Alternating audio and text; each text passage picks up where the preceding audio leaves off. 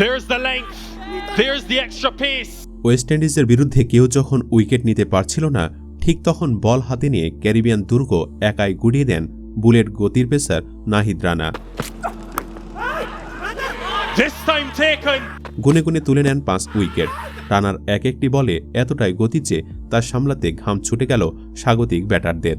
নাহিদ এক একটি বল 152 কিলোমিটারের কাঁটা ছুঁয়ে গেল। অথচ অনেকেই জানে না আজ আমরা যে নাহিদ রানাকে দেখছি তার এত দূর উঠে আসতে কতটা কষ্ট করতে হয়েছে, কামলা দিতে হয়েছে মানুষের বাড়িতে। আমাদের আজকের ভিডিওতে আলোচনা করব পেসার নাহিদ রানার ক্রিকেটার হবার গল্প এবং তার কষ্টের জীবন কাহিনী নিয়ে। বিস্তারিত জানতে ভিডিওটি না টেনে শেষ পর্যন্ত দেখতে থাকুন। রূপকথার গল্পে অনেক নায়ক থাকেন, স্বপ্নের ডানা মিলে ইচ্ছে মতো সেই নায়কের বীরত্ব গাথা লেখা হয়ে থাকে। কিন্তু বাস্তবে নাহিদ রানার কাছে যেন সেই রূপকথার গল্পের নায়কও হার মেনেছে। কি বিস্ময়কর উত্থান! এই তো গত মার্চেও তার বয়স ছিল মাত্র 21। এর আগে সত্যিকারের ক্রিকেট বল প্রথম যখন হাতে তুলে নিয়েছিলেন তখন তার বয়স ছিল 18 বছর। তার আগে নাহিদ রানা খেলতেন টেপ টেনিস বল দিয়ে। সত্যিকার ক্রিকেট বল দিয়ে খেলা শুরুর পর মাত্র 3 বছরে খুলে যায় জাতীয় দলের দরজা, তাও অভিজাত টেস্ট ক্রিকেটে। এর আগে খেলেননি কোনো বয়সভিত্তিক দলে। ঘরোয়া ক্রিকেটে হইচই করার মতো এমন কোনো সাফল্য নেই যা তাকে নিয়ে আসবে লাইমলাইটে। শুধুমাত্র গতি দিয়েই জাতীয় দলে প্রবেশ করে নাহিদ রানা রূপকথাকেও হার মানিয়েছেন। এমন অনেক ক্রিকেটার আছেন যাদের জাতীয় দলের জায়গা করে নিতে কত পরিশ্রম করতে হয়েছে, পারফর্ম করার পরও দিনের পর দিন অপেক্ষা করতে হয়েছে। এক্ষেত্রে উজ্জ্বল দৃষ্টান্ত হতে পারেন জাকের আলী।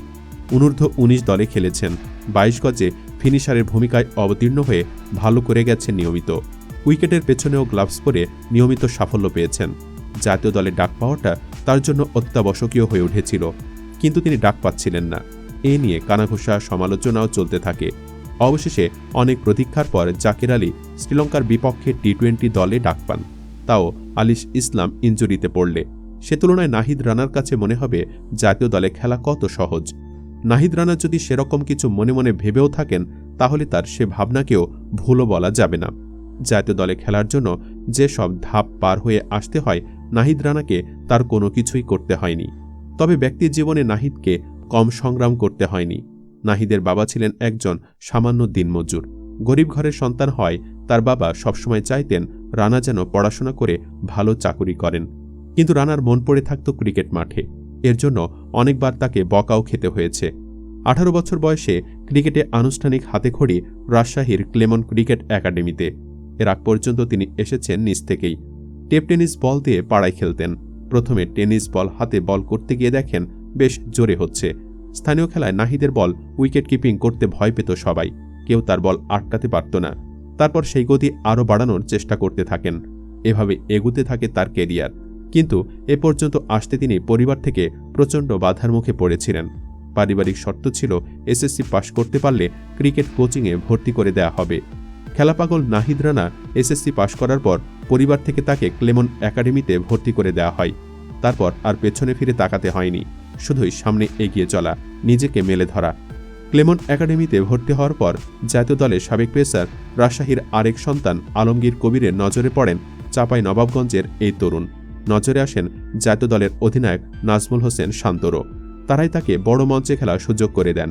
সেটি ছিল এনসিএল। সেই মৌসুমে তিনি 2টি ম্যাচ খেলার সুযোগ পেয়েছিলেন, খুব একটা নজরে পড়েননি। কিন্তু পরের মৌসুমে তিনি ঝড় তোলেন, গতির সঙ্গে নেন উইকেটও। 6 ম্যাচ খেলে তার ঝুলিতে জমা পড়েছিল আসরে দ্বিতীয় সর্বোচ্চ 32 উইকেট। ব্যাস, শুরু হয় দুরন্ত গতিতে পথ চলা। আর রুখে কে?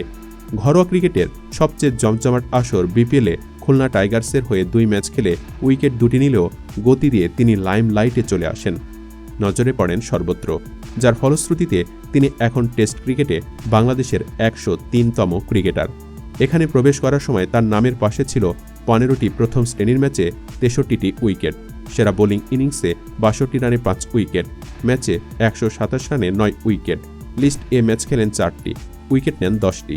আর টি-20 5 ম্যাচ খেলে নামের পাশে উইকেট 4টি। অভিজ্ঞতা খুব কম, তবুও গতির কারণেই নাহিদ সবার নজরে পড়েন আলাদা করে। ঘরোয়া আসরে নজরে পড়ার পর নাহিদ রানাকে হাই পারফরম্যান্স ইউনিটে ডাকা হয়। এছাড়া অনূর্ধ্ব 19 বিশ্বকাপে বাংলাদেশ দলের ক্যাম্পে ছিলেন, কিন্তু চূড়ান্ত দলে জায়গা করে নিতে পারেননি। কিন্তু জাতীয় দলের জন্য কোনো পরীক্ষা দিতে হয়নি, তার মাথায় ক্যাপ পরিয়ে দেন অধিনায়ক নাজমুল হোসেন শান্ত।